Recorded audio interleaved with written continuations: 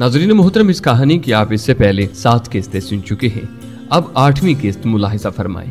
जिनके पास सिर्फ एक 303 की राइफल थी। करीबन 8 बजे उस जगह की चरण सिंह ने अपने 5-6 साथियों के हमरा नाकाबंदी कर ली थी। अब हम लोग शिद्दत से इस खास लारी के मुंतजिर थे जिसमें मुल्ज़मान हमारे भारतीय दोस्त के हमरा आ रहे थे। हमारा वो साथी जिसे अगवा होना था उसे जेल में इतला मिल चुकी थी और वो भी अपनी बसात के मुताबिक तैयारी के साथ आ रहा था। करीबन 9:30 बजे एक तेज रफ्तार मोटरसाइकिल सवार ने इतला दी कि हमारे साथी पहुंचने वाले हैं। अभी मुश्किल 5-6 मिनट ही गुजरे थे कि अचानक एक बस वहां पहुंचकर रुक गई। बस में मौजूद चरण सिंह के दोनों साथियों ने मंसूबा के मुताबिक काम शुरू कर दिया। एक ने ड्राइवर की कनपट्टी पर पिस्तौल रखकर उसे बस रोकने का हुक्म दिया, जबकि दूसरे ने बड़ी फुर्ती के साथ पुलिस के सिपाही से राइफल छीन ली। बस के मुसाफिर यही समझे थे कि डाकुओं के किसी गिरोह ने उनको लूटने के लिए उन पर हमला कर दिया है। बस के रुकते ही चरण सिंह और उसके साथियों ने बड़ी फुर्ती के साथ उसके गिर्द घेरा डाल लिया। हमारे बस में मौजूद साथी ने इंजन बंद करके चाबी अपने कब्जे में कर ली थी।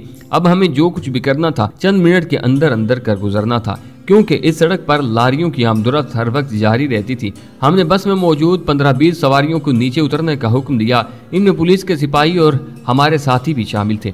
जैसे ही वो नीचे उतरा उसने झटका मारकर हथकड़ी को हवालदार की बेल्ट से निकाल लिया। चरण सिंह के साथी इसी असना में उनके सिरों पर राइफलें ताने खड़े रहे। हमारे साथी के दोनों पांवों में बेड़ी थी। जसवंत करीब ही खड़ी जीप की पिछली सीट पर बेचैनी से हमारा मुंतजिर था। अब हम लोग 2 ग्रुपों में बट गए। मैं, जसवंत, अगवा कुनिंदा और चरण सिंह जीप में सवार हो गए, जबकि बाकी साथी पहले से तैयारशुदा घोड़ियों पर बैठ गए। उन्होंने बस के टायरों पर फायर करके उन्हें नाकारा बना दिया। हमारी जीप पहले से प्लान शुदा रास्ते पर भागने लगी। जब तक हम नजरों से ओझल नहीं हो गए घुड़सवार वहां मौजूद रहे। जब हम खासे महफूज हो गए तो उन्होंने भी अपने घोड़ों को लगाम दी। पिछली सीट पर जसवंत अपने काम में मसरूफ था। 3-4 मिनट के अंदर उसने अगवा कुनिंदा को बेड़ियों और हथकड़ी से निजात दिला दी। हमारे इस अजीम दोस्त की इंडियन इंटेलिजेंस ने बहुत बुरी हालत मार पीट करके कर दी थी, लेकिन इतनी जबरदस्त तफ्तीश के बाद वो बुज़दिल इससे कोई काम की बात न उगलवा सके। बुरी तरह जख्मी और कमजोर होने के बावजूद उसके अज़्म में कोई कमी न आई थी और वो अपने आप को तंदुरुस्त और तवाना ही जाहिर कर रहा था। जसवंत ताले तोड़ने और इंतहाई मखदूज हालात में भी सरहद अबूर करने में माहिर था। उसे शायद इसीलिए ये अहम फरीज़ा सौंपा गया था।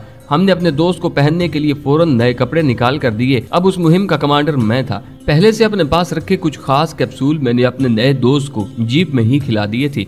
उसकी हालत काफी संभल चुकी थी। एक मखसूस मकाम पर हम लोग जीप से उतर गए। चरण सिंह ने यारी निभा दी थी। बाकी काम अब हमारा था। लो भाई सजनों, रब रखा। उसने पहले से तैयारशुदा एक प्राइवेट कार के करीब हमें उतार कर जीप को दूसरे रास्ते पर डाल दिया।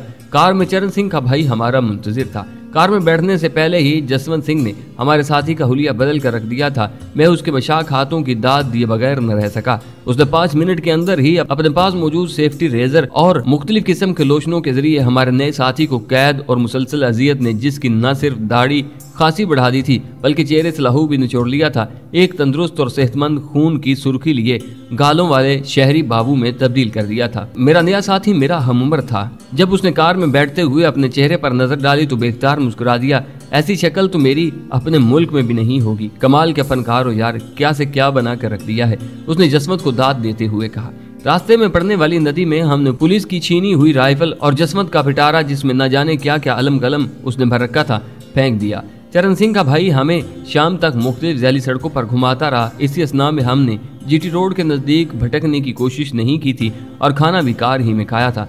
रात गए हमें कपूर थाना के नजदीक एक महफूज मकाम पर पहुंचाकर चरण सिंह का भाई भी रुखसत हो गया। उसने यहाँ हमें अपने दोस्त जाहिर किया था और हमें ताकीद कर दी थी कि अपनी असलियत से इन लोगों को आगाह न किया जाए। चरण सिंह के जाते ही मैंने मामलात पर गौर किया और वहाँ से हट जाने का फैसला कर लिया। हमने साहिब खाना से एक जरूरी काम के सिलसिले में मुआज़त की और ट्रेन के जरिए दिल्ली की तरफ चल दिए।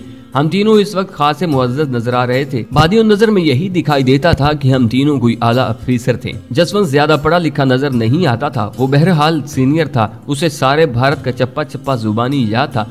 गाड़ियों के नाम, उनके औकात, रवानगी, रास्ते और मशहूर शहरों के होटल वगैरह। जसवंत ने कुली को नजराना देकर फर्स्ट क्लास की 3 टिकटें हासिल कर लीं और थोड़ी देर बाद हम तीनों अपनी अपनी सीटों पर रवानगी के मुंतजिर बैठे थे। करीबन 1 घंटे के जानलेवा इंतजार के बाद गाड़ी में हरकत पैदा हुई और आहिस्ता आहिस्ता उसने रफ्तार पकड़ ली। दौरान सफर हम दोनों अपने साथी को पाकिस्तान पहुंचाने के लिए महफूज सरहद ढूंढते रहे, क्योंकि इस बात का तो हमें बखूबी इल्म था कि पंजाब से सरहद अबूर करना दानिस्ता खुदकुशी करने वाली बात थी। एक तो पहले ही वहाँ फौजों की खासी तादाद मौजूद थी, फिर इस खबर के फैलते ही तमाम मुतलका एजेंसियों ने सरहद के गिर्द अपना जाल बुन लिया होगा और उनकी चप्पे चप्पे पर नजर होगी। हमारा इरादा राजस्थान या सिंध की तरफ से सरहद अबूर करने का था। हतमी फैसला मुझे ही करना था, इसलिए मुझ पर खासी जिम्मेदारी आयद होती थी। करीबन 3-4 घंटे की मगजमारी के बाद बिलाकर हमने राजस्थान की एक अपनी दांस में इंतहाई महफूज जगह का इंतखाब कर लिया था और अब हम आने वाले हालात के मुंतजिर थे।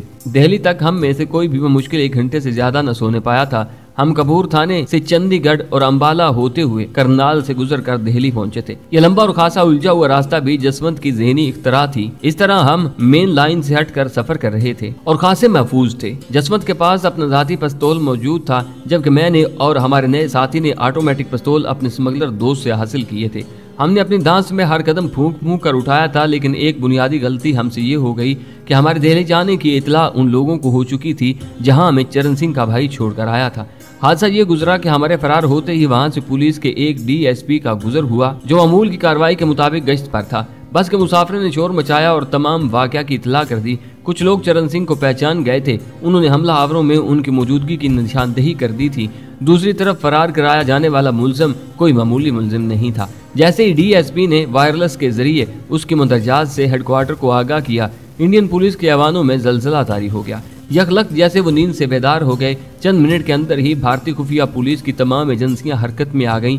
चरण सिंह को गिरफ्तार करना या इससे कुछ उगलवा लेना खालाजी का खेल नहीं था। इंडियन सिक्योरिटी अफसरान ने उसे 2-3 घंटे के अंदर ही गिरफ्तार कर लिया, लेकिन ज्यादा तवज्जो चरण सिंह पर नहीं बल्कि उसके साथियों पर दे रहे थे। चरण सिंह सिर्फ दलेर स्मगलर था, सियासतदान तो था नहीं। फिर सिखों की रवायती बेवकूफ़ी भी आड़े आई। उसने फरार के मंसूबे में अपने 5-6 और साथियों को भी शामिल कर लिया, जिन्हें हमारे कपूर थाने तक मरहलावार पहुंचने का इल्म था। मजीद पेश रफ्त हुई तो इंडियन इंटेलिजेंस ब्यूरो के अफसरान कड़ी से कड़ी मिलाते रात गए कपूर थाने के उस घराने तक जा पहुंचे जहां चरण सिंह का भाई हमें लेकर पहुंचा था। केस अगर पुलिस के हाथों तक होता तो वो लोग गुरदासपुर के इर्द गिर्द ही टकरे मार मार कर थक जाते, लेकिन मामला चूंकि ज्यादा ही संजीदा था और इंडियन IB ने रा की हंगामी मदद हासिल कर ली थी, इसलिए उन्हें इतनी कामयाबी हुई। रा के अफसरान ज्यादातर KGB के तरबीज याफ्ता होने की वजह से जदीद साइंटिफिक जासूस निजाम अपनाए हुए थे। कपूर थाने के मेजबानों के तो वहमो गुमान में भी ये बात नहीं थी कि उनके मेहमान कौन थे। उनके नजदीक तो हम चरण सिंह के मेहमान होने की वजह से वाजिबुल एहतराम थे,